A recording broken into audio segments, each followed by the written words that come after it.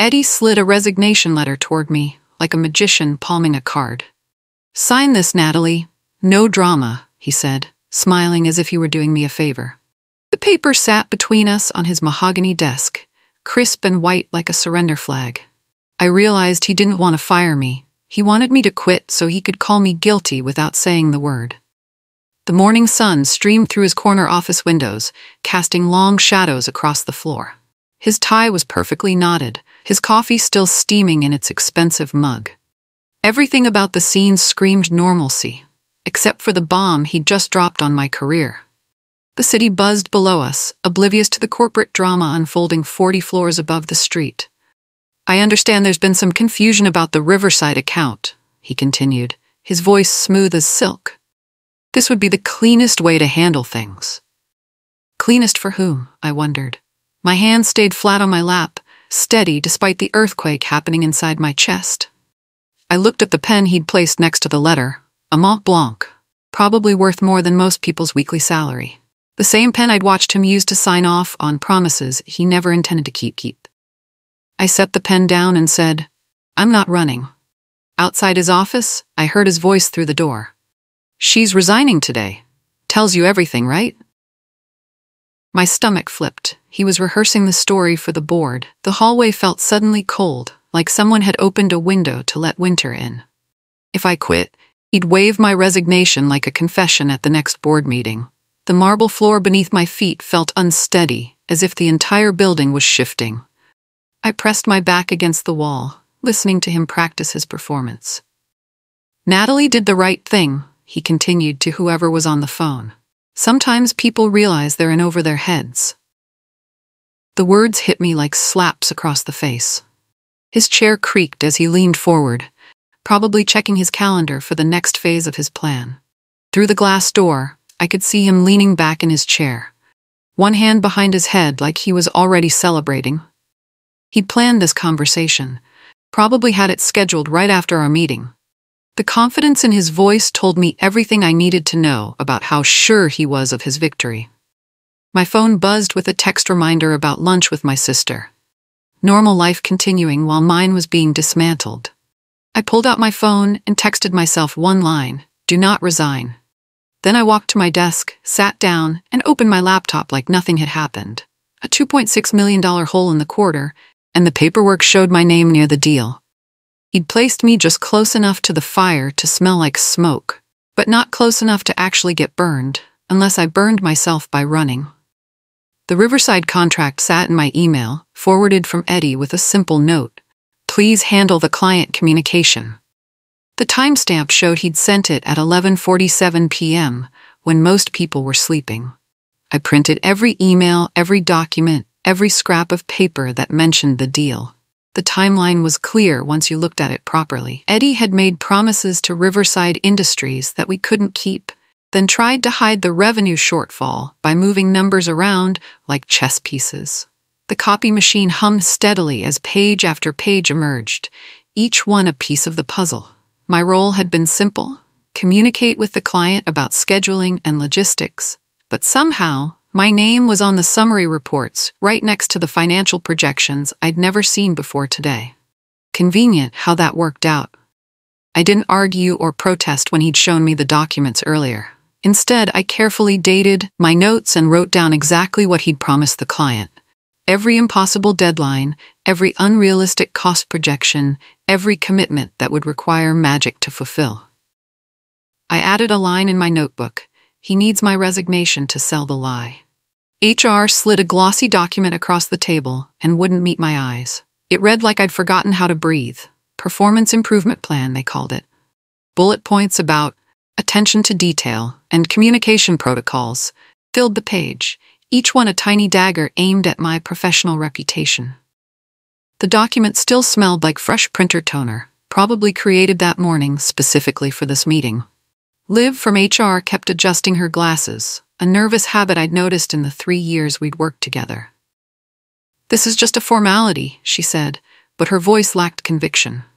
The conference room smelled like vanilla air freshener and desperation. A half-empty water bottle sat beside her yellow legal pad, evidence of her own anxiety about this conversation. I'd like copies of all performance reviews from the past 2 years, I said, keeping my voice level, and documentation of any previous concerns about my work. Liv's pen froze over her notepad. We both knew my reviews had been stellar until last week. Of course, she said, but I could see the doubt creeping into her eyes. The more they pushed their narrative, the more obvious it became. They wanted a signature, not the truth. They needed me to accept blame so the story would stick. I signed the acknowledgement that I'd received the document, but nothing else. Then I asked for everything in writing, including this conversation. I watched him charm a client from the corner of a restaurant. Easy smile, soft promises, the kind that costs someone else later. The Riverside executives hung on his every word as he painted pictures of delivery schedules that existed only in his imagination.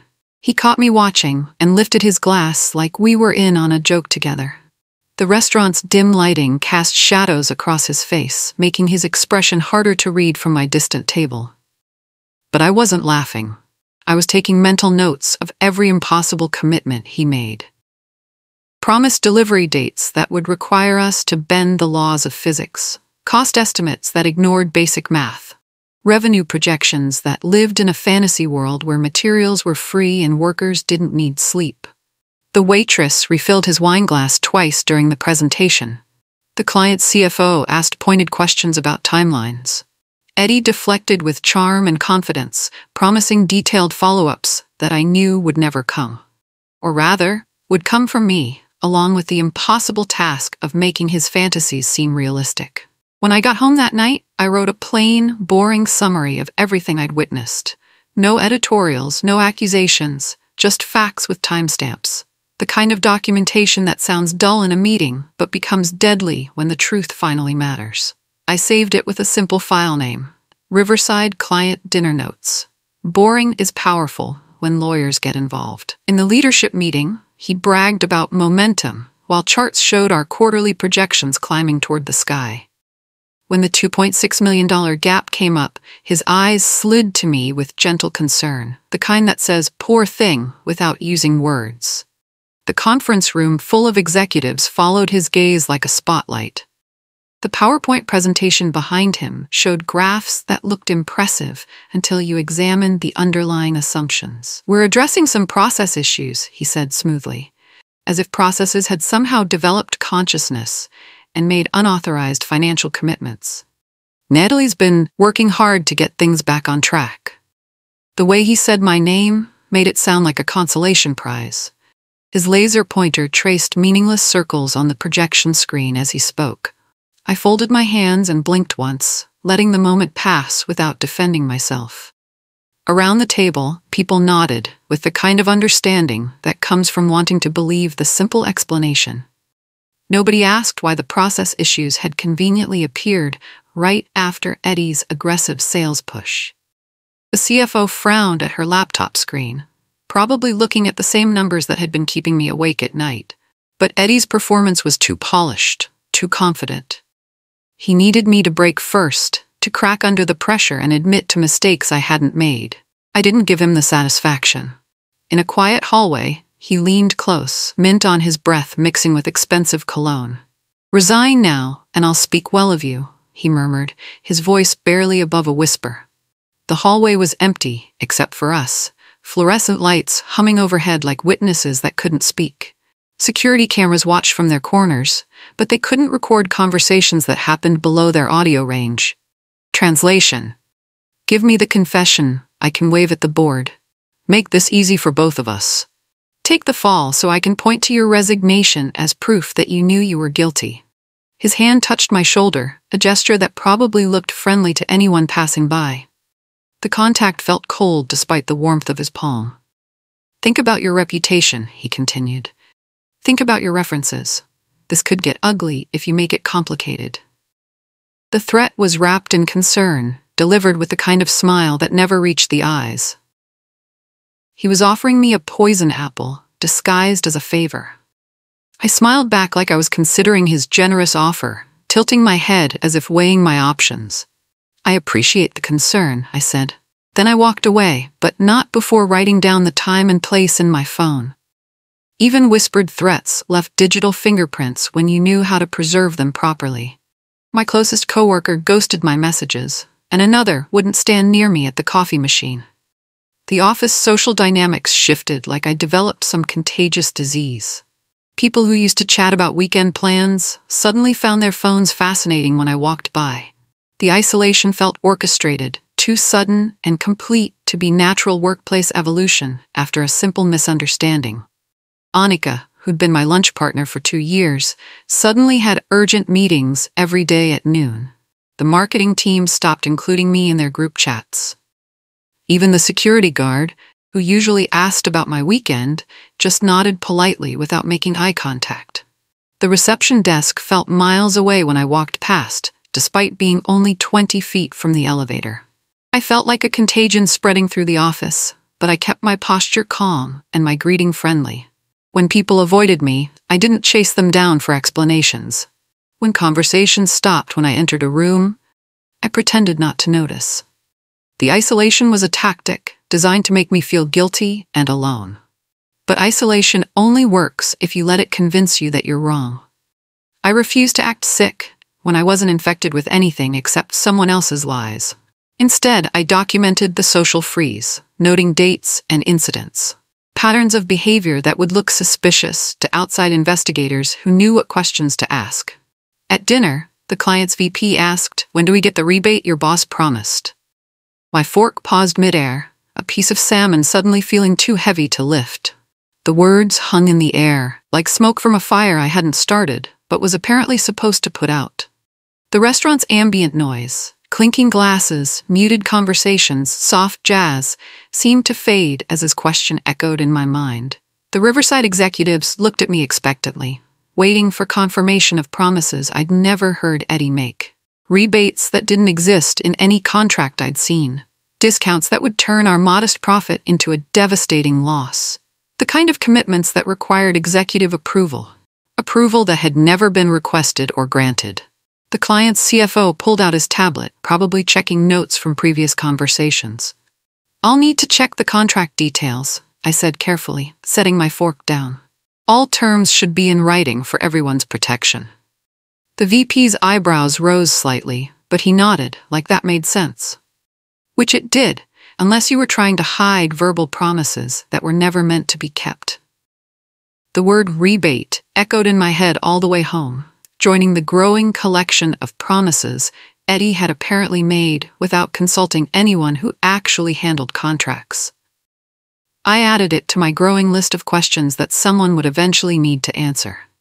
HR cut my severance package and tightened the NDA like a noose around my future. "This is your last chance to leave with dignity," Liv said, sliding the packet across the same conference table where they'd given me the performance improvement plan. Her hands shook slightly as she spoke. The legal document was thicker than usual, stuffed with clauses designed to silence me permanently if I signed. Dignity, or a weapon Eddie could wave at the board? The new severance was half the standard amount, and the NDA had teeth sharp enough to slice through any attempt to defend myself later. Sign this, and I'd be legally bound to stay silent while Eddie rewrote history. The binding arbitration clause alone would cost me thousands in legal fees if I ever wanted to fight back. The packet felt heavy in my hands, weighted with implications I was probably too angry to fully understand. Every page seemed designed to make me disappear quietly, as to take whatever money they offered and pretend none of this had ever happened. I put the packet in my bag and left it unopened on my kitchen counter like a live grenade. Signing meant accepting guilt for crimes I hadn't committed. Not signing meant war with someone who held most of the weapons. But sometimes you have to choose your battles based on what you can live with, not what's easy. The client's legal team wrote asking for written confirmation of those extra promises, and my pulse hammered against my throat like a caged bird. The email sat in my inbox like evidence of everything Eddie had been trying to hide. Riverside Industries wanted documentation of rebates, timeline modifications, and cost adjustments that existed only in Eddie's imagination. I read the email 3 times, making sure I understood every legal phrase and corporate euphemism. They weren't angry yet, just confused about discrepancies between what they'd been told and what appeared in official documents. But confusion would turn to anger quickly if someone didn't provide answers. I saved the email with a timestamp, labeled it clearly, and didn't forward it anywhere that might be considered risky. The legal team had copied Eddie, so he'd see it soon enough. Then he'd have to decide whether to admit he'd made promises he couldn't keep, or find another way to make the problem disappear. A single calm email from a client's lawyers can become a floodlight that illuminates all the dark corners management hopes to keep hidden. This one was about to expose promises that Eddie would struggle to explain without blaming someone else. The CFO met me at a cafe off-site, her eyes tired and worried. "I know this isn't you," Corey said, sliding her phone across the small table between our coffee cups. The screen showed text messages that made my blood run cold, even though they vindicated everything I'd suspected. Eddie's messages to Corey were time-stamped over the past 2 weeks. "Make the numbers work. Clean this up. We need Natalie to take responsibility." Each text was a breadcrumb leading back to his office, proving he'd been orchestrating my downfall from the beginning. "He's been pressuring me to adjust the quarterly reports," Corey continued, her voice barely above a whisper. "Wants me to move the Riverside loss into next quarter, claim it was a timing issue."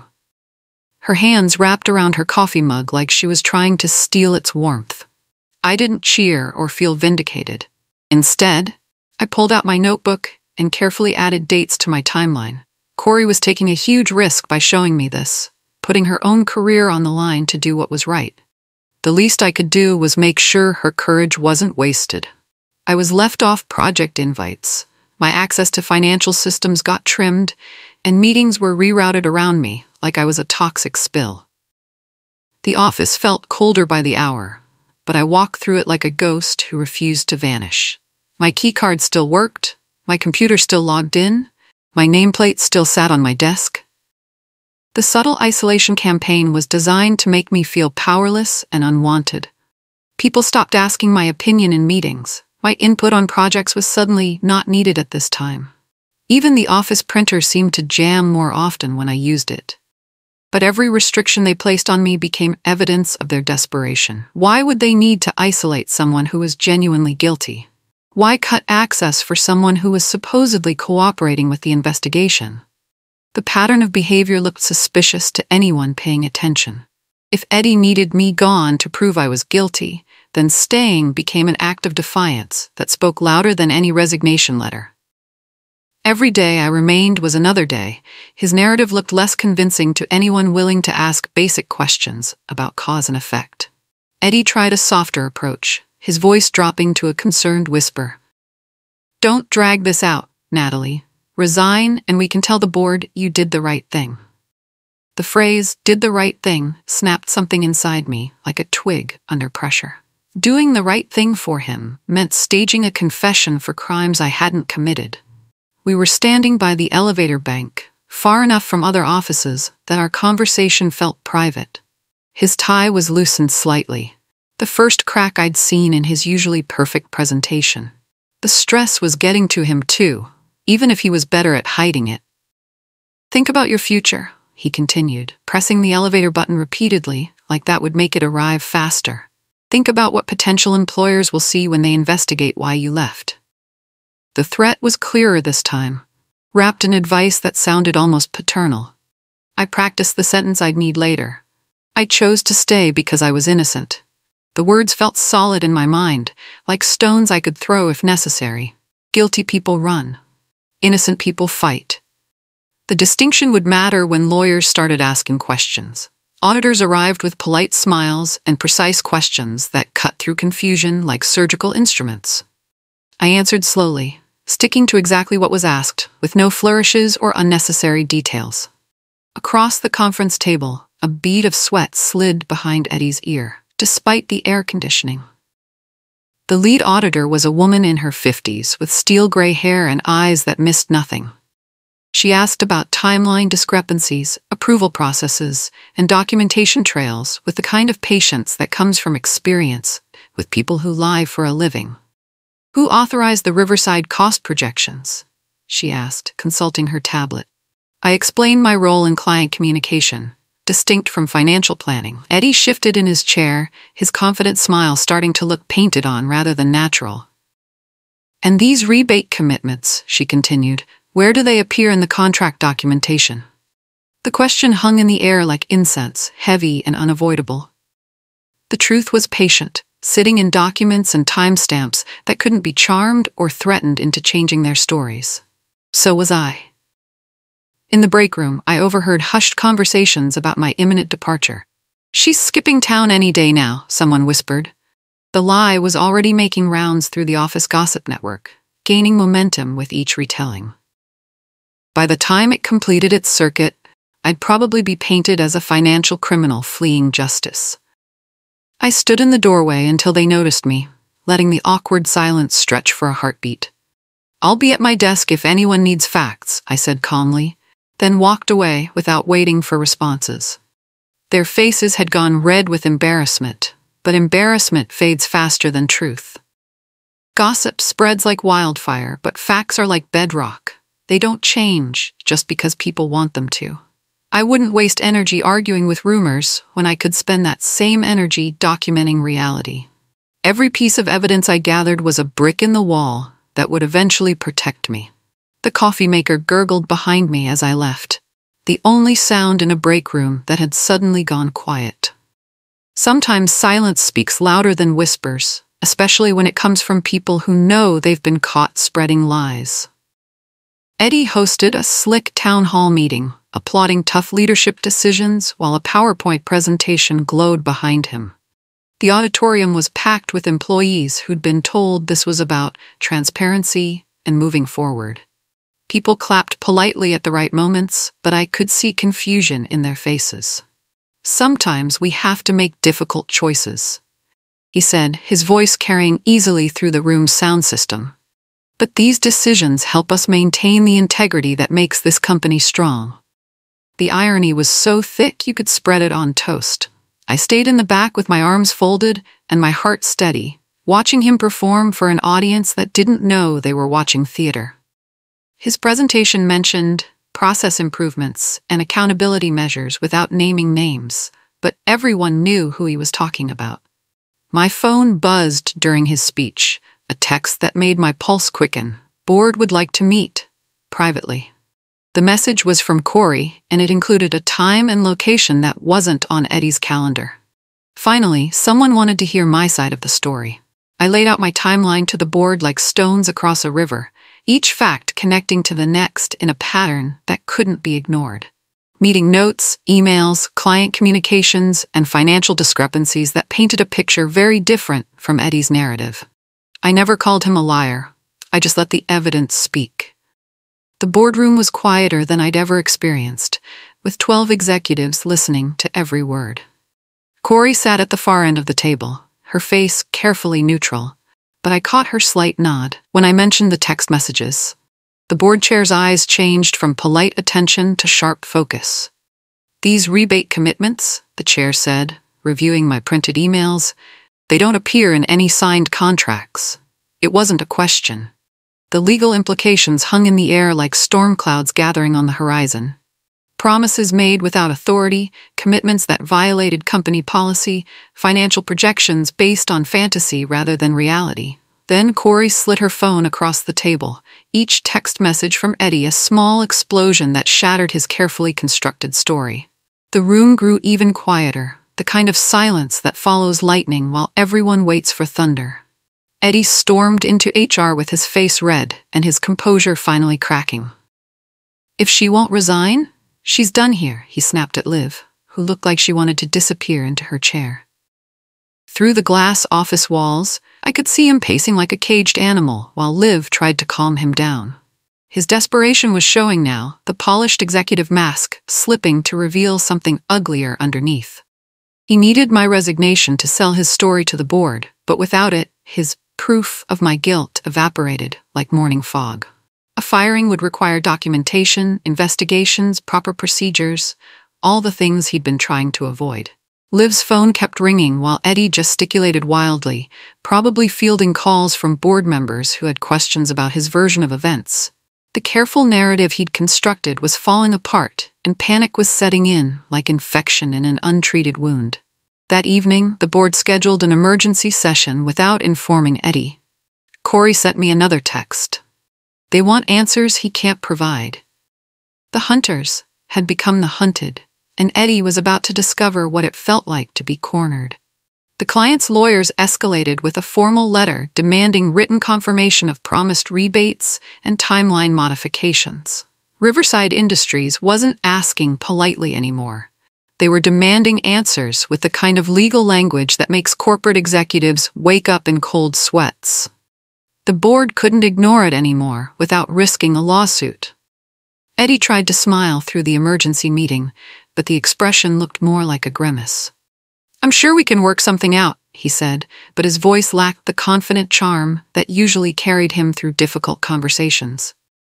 The legal letter sat on the conference table like a bomb that had already exploded. These commitments were made without board authorization. The chair stated flatly, reading from the client's documentation. They exceed our approved pricing structure by significant margins. Every word was another nail in Eddie's professional coffin.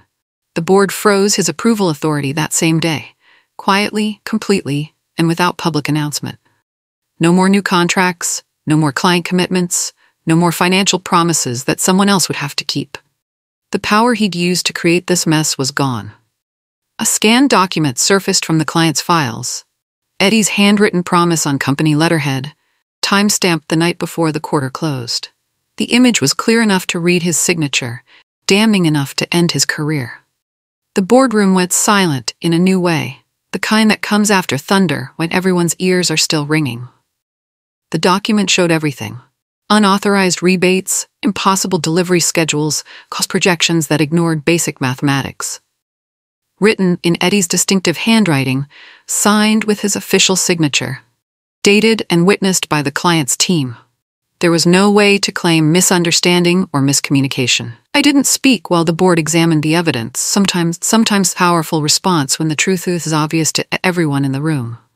The chair's hands trembled slightly as she set the document down, probably calculating the legal and financial damage. "Why didn't you resign?"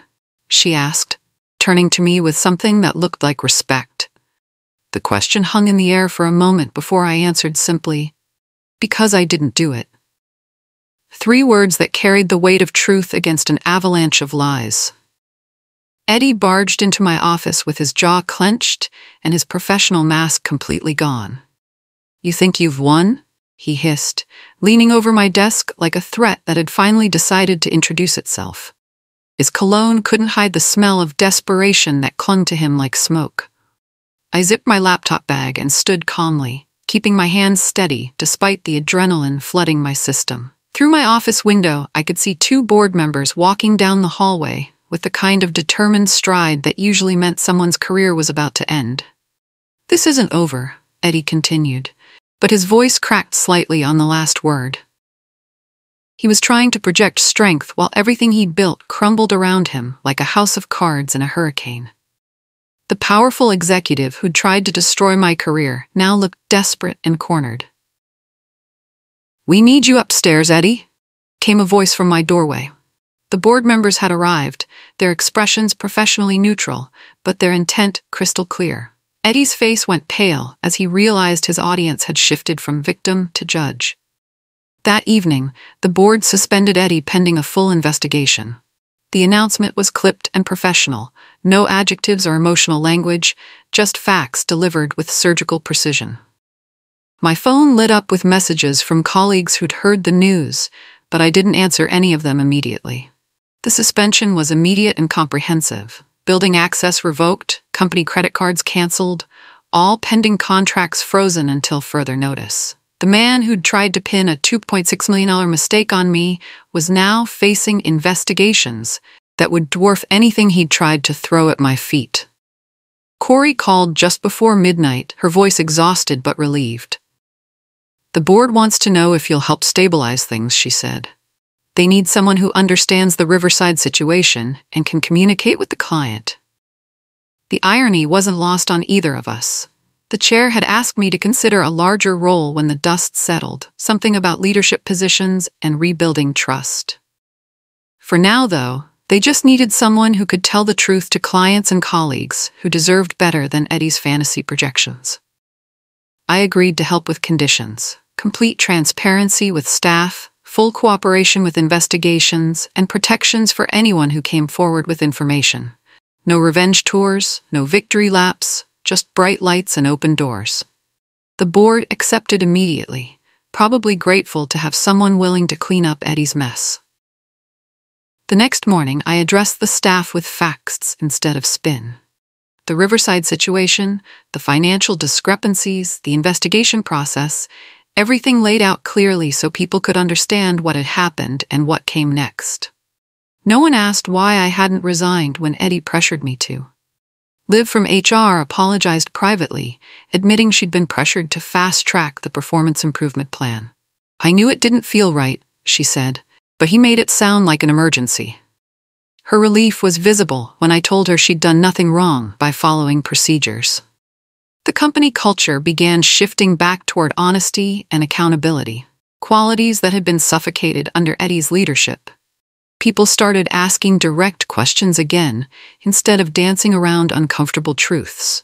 The investigation continued, but now it was focused on finding facts rather than scapegoats. Eddie resigned a week later, without the farewell speech he'd probably planned to give at my expense. His letter was brief and formal, citing personal reasons and new opportunities, but everyone knew the real story.